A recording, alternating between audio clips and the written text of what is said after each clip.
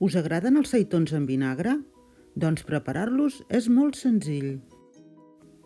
Demanem a la peixateria que ens els netegin, ens treguin el cap, la tripa, l'espina central i ens els deixin oberts per la meitat.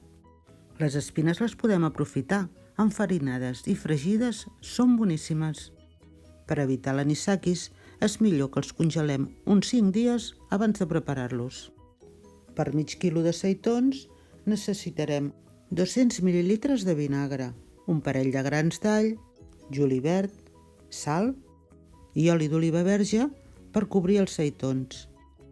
Deixem els seitons amb aigua molt freda, amb gel, uns 15 minuts. Així ens quedaran més blancs i d'una textura més ferma. Els escorrem i els anem posant en una plata. A mesura que els anem col·locant, els anem salant.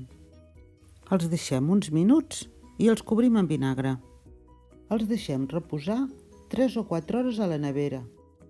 Després, escorrem el vinagre, els disposem en una plata ben arrenglats i els cobrim amb l'oli. Piquem all i julivert, l'escampem per sobre i ja els tenim llestos per servir. Si en fem més quantitat, es guarden a la nevera uns quants dies.